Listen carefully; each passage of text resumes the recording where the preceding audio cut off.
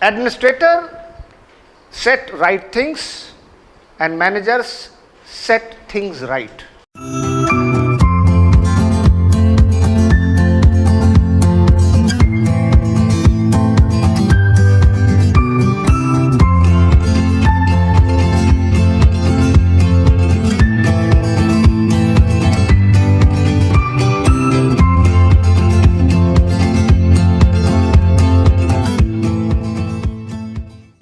Very good afternoon to all of you.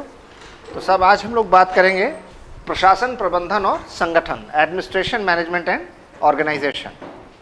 क्या होता है एडमिनिस्ट्रेशन, कैसे ये मैनेजमेंट से अलग है, और संगठन किसे कहते हैं, what is administration, how it differs from management and what do we mean by the term organisation.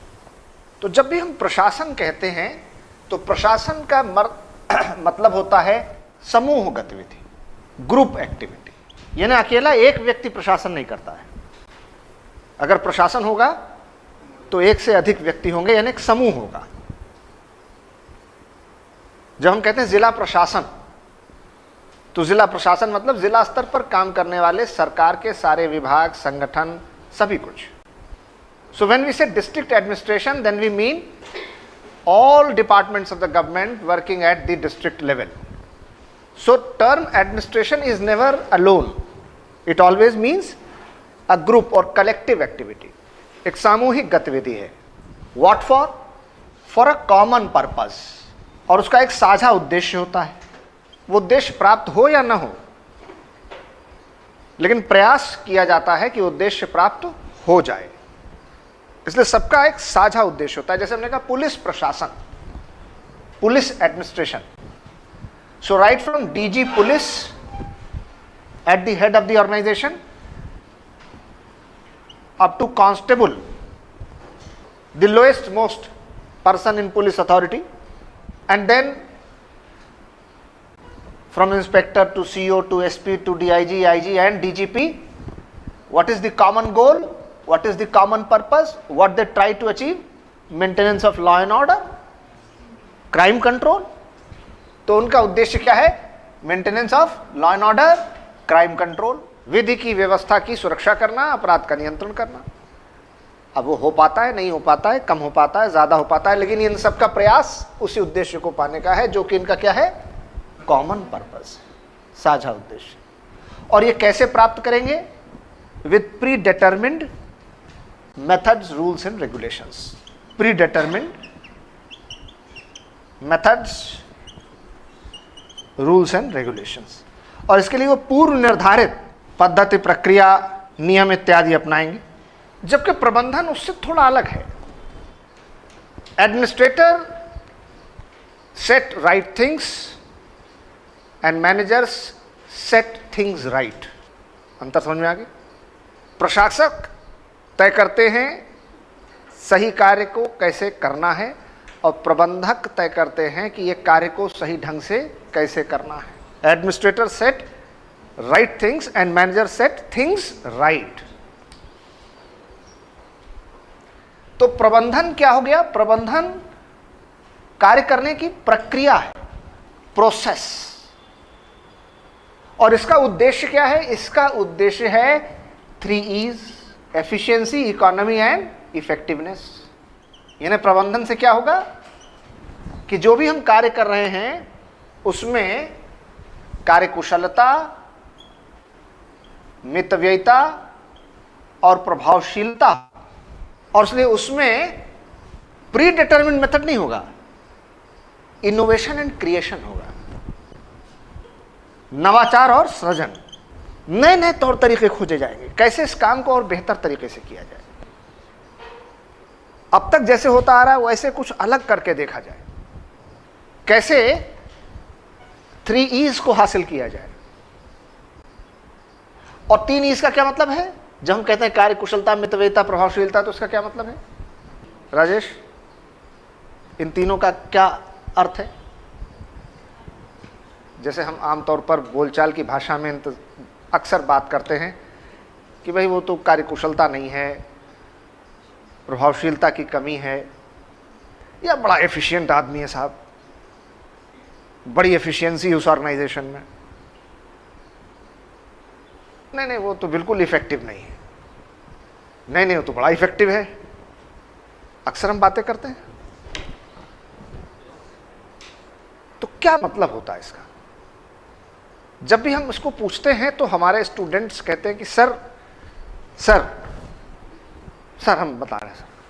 हमने कहा बताओ सर एफिशिएंसी का मतलब होता है सर एफिशिएंसी, सर मतलब जैसे मतलब सर ना, मतलब सर जैसे मतलब सर एफिशिएंसी मतलब सर जैसे जो आप कह रहे हैं, क्या कह रहे थे सर? कार्यकुशल। हाँ वही सर, वही होता है। वही क्या होता है? Efficiency is a highly mechanical concept and the ratio of input is to output is called efficiency. What is efficiency? कार्यकुशलता का अर्थ है, ये बहुत ही एक यांत्रिक अवधारणा है जिसका मतलब है आगत और निर्गत का अनुपात। यानी अगर कोई आदमी, कोई संगठन, कोई व्यक्ति, कोई ऑफिस, कोई कार्यालय अगर 100 रुपए खर्च कर रहा है और 110 पा रहा है तो क्या है? एफिशिएंट। तभी उसे आप कार्यकुशल कहेंगे। आज से आप समझ लीजिए कि कहां पर एफिशिएंसी इस शब्द का इस्तेमाल करना है। और इफेक्टिवनेस का अर्थ होता है रियलाइजेशन ऑफ गोल, लक्ष्य की प्राप्ति। यानी अगर किसी संगठन ने 100 रुपए खर्चा किया और 110 पाया, लेकिन लक्ष्य था 150 का, 150 का, तो संगठन कार्यकुशल तो है लेकिन अभी भी प्रभावी नहीं है, क्योंकि लक्ष्य प्राप्त नहीं हुआ। तो यदि कोई संगठन या व्यक्ति प्रभावी होगा तो कार्यकुशल अवश्य होगा, लेकिन अगर कार्यकुशल है तो आवश्यक नहीं है कि प्रभावी भी हो। So if a person or an organization is effective, then it will be automatically and essentially efficient also. But if the organization is efficient, then it does not necessarily mean that it is effective also. ये बात समझ में आ गई। और मितव्ययिता का अर्थ है कि कम से कम पैसे में गुणवत्ता युक्त अधिकाधिक काम कर देना। टू सेव रिसोर्सेज, संसाधनों की बचत करना।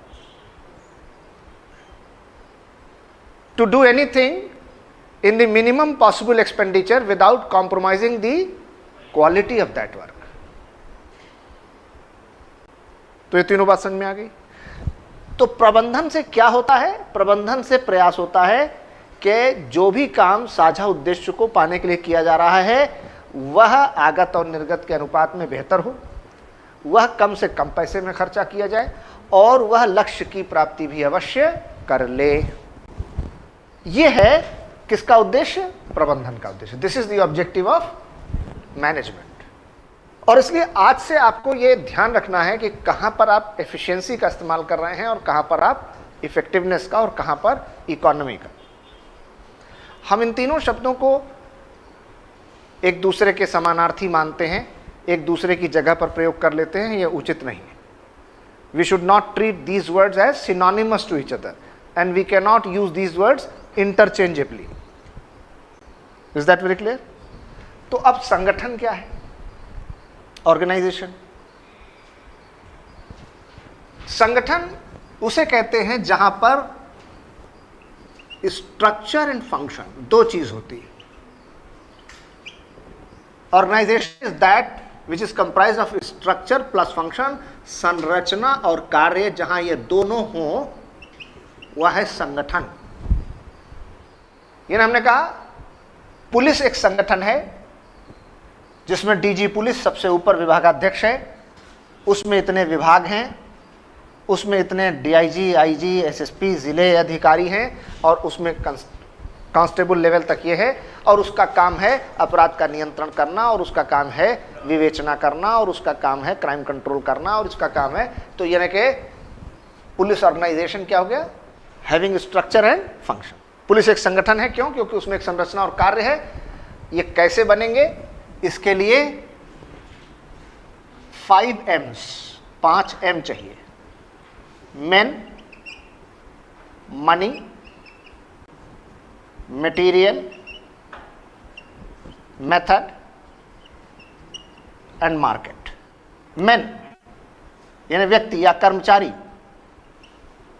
जो काम करें, मनी यानी कि पैसा, बिना कोई संगठन पैसे के नहीं चल सकता, पूंजी, मटेरियल यानी कुछ उसमें पदार्थ, मेथड उसकी कुछ काम करने के तौर तरीके, पद्धति, रूल्स रेगुलेशंस, मार्केट वो कार्यक्षेत्र जहां वह काम करे। यहां मार्केट का अर्थ क्या है? कार्यक्षेत्र।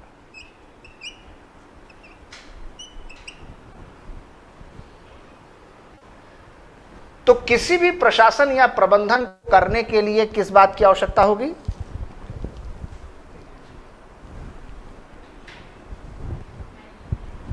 संगठन की आवश्यकता होगी।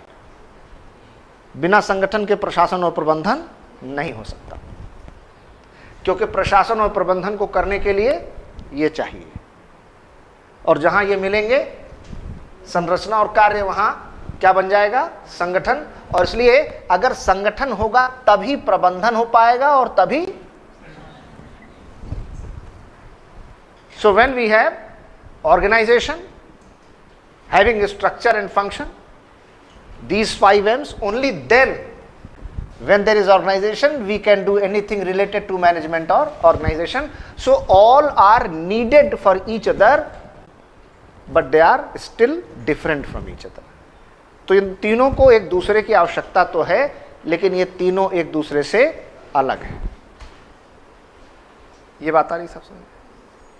अब जब हम स्ट्रक्चर और फंक्शन की बात करते हैं तो ये फिर से दो तरह का होता है। एक जिसको हम कहते हैं एपेरेंट, और दूसरा जिसे कहते हैं लेटेंट। प्रकट और गुप्त।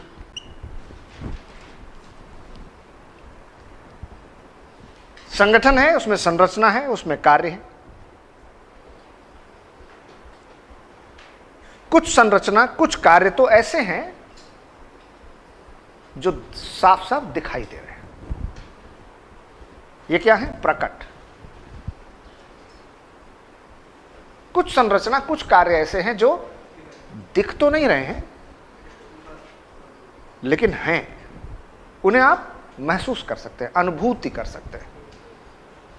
वो क्या है? गुप्त, इनविजिबल है। There are few structure which are visible. Very clearly you can see those things taking place in front of your eyes. Such structure and functions are called apparent. And those structure and functions which you only realize, but you can't actually quantify or see them. मिसाल के तौर पर मैंने कहा राज्य लोक प्रशासन में मुख्यमंत्री और मुख्यमंत्री कार्यालय सबसे शक्तिशाली होता है, और जिला स्तर में डीएम होता है।